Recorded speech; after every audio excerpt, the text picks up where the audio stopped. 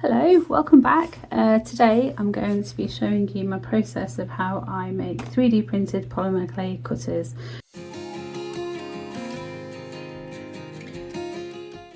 These are going to be for little studs, so little earring dangles, either studs or little dangles. And the theme is Halloween, so I start off by brainstorming. I just sort of jot some ideas down of what I actually want to make. I do have some of these made already, the actual SVG files, because of my laser cut jewellery, so I've got some bats and moons and things like that. I've done some sketches, and then these are my sketches that I've landed on, which I really like. So I've got a tombstone and some ghost cats and a little ghost dog and huggy ghost, and my little girl did that one, it's proper cute. Little knives and all that kind of things, and some little Ouija kind of plectrum thing up there. But yeah, or planchette is it called?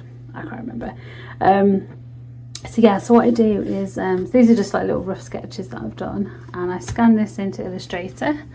And I just said this little Ronnie the Rhino, my little my 90s little troll there. So then I scan them into Illustrator, and then I'll drop the opacity down to about 30%, and then it just gives me a nice base to then sketch over the top and actually refine my lines and everything, just to make it obviously like really good to convert into a 3D like printed file, basically an STL file. So I'll pop this into CAD, into Fusion 360, and then I can basically make a 3D model out of these little sketches. If the details on these, because obviously this is just like a rough sketch, so if the details when I print them out on my 3D printer, if they're a bit too fine, then I'll have to go back and sort of adjust the line widths and everything. But that's like the fiddly part, I think, about making the 3D printed polymer clay cutters, is that you might have to, well, you kind of do have to like adjust to, because this is only really this big, so these lines might be far too thin, so I might have to chunky them up a bit. But yeah, there'll be the base design for the the little studs. Okay, we're in CAD, we're in Fusion 360, and we're going to do the little ghost cat, which is really, really cute. So first of all, we're just going to add to the sketch. I'm going to put the cutting line in, so the actual cutter. So the cutter width I use is 0.4. So that's that there, look, 0.4, just make sure I can select that. And then we're just going to add another bit of width to that, because that's too thin, I'll just break otherwise. So I'll add another millimetre onto that. And then we want the grip at the bottom, so I do that at 3mm. So that's the grip, and everything's all selected nicely, so make sure it's all nice when I finish the sketch. So now what we need to do is extrude all the details. So this is the stamp details, and I'm extruding that, I think, to like 10mm. Just checking that's done that, there we go. And then I'm going to just add the base on at the bottom, just to make sure that those details don't snap off when they're being sort of pressed into clay. So that's at 7mm I've done, and then I'm just going to extrude the cutting edge and the other bits and bobs, the cutting edge and the grip. So I think the whole thingy of this, the whole height of this cutter is about 12mm, so it works really well as like a little mini cutter. So there we go. Hey, and now we're on to 3D printing all of the ghost cutters. So yeah, I love watching this. I'm such a geek. I love watching it go around. It's just, I think it's amazing that this tiny little nozzle can just basically create anything. Like, it's crazy. Yeah, so I'm gonna wait for these to finish printing. For a full set, it's 2.5 hours. So that's not the quickest, but you know, they're very cute. So obviously if someone wanted to buy the whole set, it would take 2.5 hours, but I don't know, I'm going to obviously like list them separately, so they can buy 1, 2, or yeah, any ones they want really. So yeah, I can't wait to try these out in a minute. So come back in a sec and we'll see how they cut. Hey, so they're all done. They're all done. It's the only one I've tried, which is, I did this yesterday, I think it was. And I'm really pleased with how this one came out. But I can't wait to have a little test of these little cuties. So we've got A little dog, a little cat, a little ghost, like dog ghost, cat ghost, a little huggy one, a sweet little one. And then these are like kind of spooky eyes without the faces, because some people might want to do their own kind of expressions, so I thought I'd do them plain. And a spooky one. Yay! So let's give them a try. So I've got my little workstation set up. I'm on my desk today because it's just a lot easier for me to work here. There's a lot of nice light. So I've got, because I'm making ghosts, I'm going to be using white. I thought maybe I could texture them, especially like the dogs and the cats, because they've got fur, but I don't know how that'll work, so we'll just have a little play, I think, in a minute. So I need to condition this by squeezing it and rolling it quite a bit so it's nice and stretchy. So I'll just do that.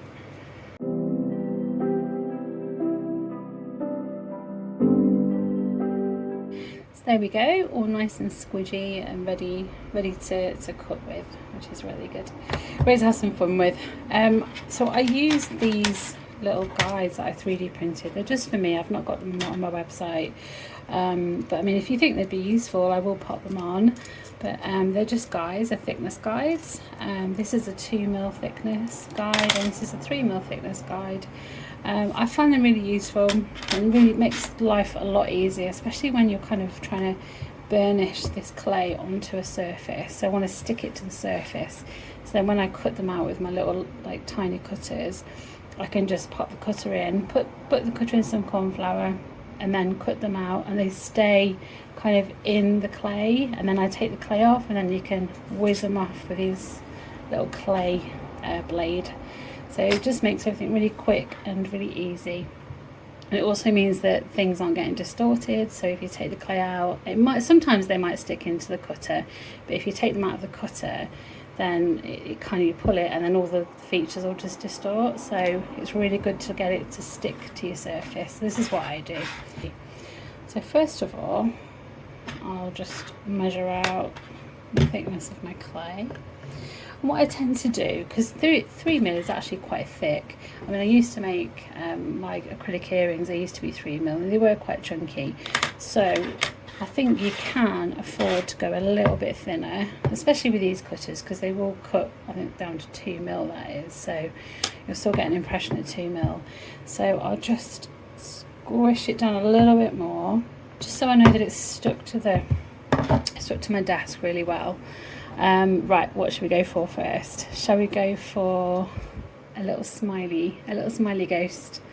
I think I've got this down as a sweet ghost because it's just like proper cute, and I've got a little, so that's what it should look like on the back. So I'll get a little bit of clay. Nope, not clay. A little bit of corn flour. My goodness, it's late in the day, guys. Right, so a bit of corn flour on the edge and a little bit on the stamp in the middle, and then just press down, pop. Oh, he's so cute. Oh my god, I love these. Okay, I'm going to put some, excuse my fingernails as well, crafter's hands obviously. So I'm going to put some corn flour, just dust the edge of it, maybe just the middle of it as well, and then I'm just going to go down and pop it out. Oh, he's so cute. Oh my god, I love these. Let's do a little ghost dog. He's so cute with little teeth. I thought about calling him a vampire dog, but I just think he looks like a cute little dog with his little teeth out. So we'll call him a ghost dog. There we go. So we'll just go down, gentle push, and up. Oh, he's cute. Okay, we'll do another one. Go down. Oh, so cute. Okay. Oh my god, I love doing this. Right, so we'll do a cat next. This is a little cat with his little ears. So put a little bit of, I'm tapping over there, you're not seeing what I'm doing. I'm just going to tap some corn flour. A little bit too much on that one, I think. Go on to there. Oh, cute. So cute. Okay, cool. I'm really happy with these. This is literally the first time I've cut with these, so we're both finding out how these are together. Okay, we'll do a little spooky ghost next. Let's do spooky. Oh, he's cute. Very spooky. Ah, cool. Okay, so the cool thing with these is because the stamp, I've made them quite chunky in the middle. I think there's enough room there to put some mica powder on, so you could have like a little gold face or any kind of colour that you want in these little details. I don't know about the little tiny one, possibly, I mean, I've not tried it, but definitely I think this would definitely work really well, and probably these eyes as well, like these ones work really, really well too. Oh, just before I do that, let's pull this off. Here we go. So we've got our little ghost, a little ghost pet family going on. We've got a little spooky ghost, so I've got to be really careful with these, they're so sharp. So we've got a little spooky ghost. There's a little bit of corn flour on that there, just brush that off. There we go. So we've got a little spooky ghost, which are really cool. I mean, you could as well, if you fired them, like if you baked them and they went hard, you could also fill these with a little bit of coloured resin maybe. Yeah, that could work. Or you could cut them out and have them like a holy one. But these would be either quite sort of, or quite large studs, but definitely you could do them as studs or little dangles. That'd be quite nice. So these are little ghosties. Okay, and then we've got, let's just go full on. There we go. Let's get them all off. There we go. So we've got our little sweet ones, a little sweet ghost, and put them there. And we've got a little cat and dog. Oops. I'm holding this blade by the actual blade. That's not a good idea, is it? I just want to put these on here so I can show you. Here we go. So we've got a little dog ghost. It's got like little, there we go, a little dog ghost and a little cat ghost. Right, I'm happy with them. Yeah, very chuffed. I mean, there was a few revisions, just making things a bit bigger so you can see more details, but I think that was definitely worth it. I love how they've turned out.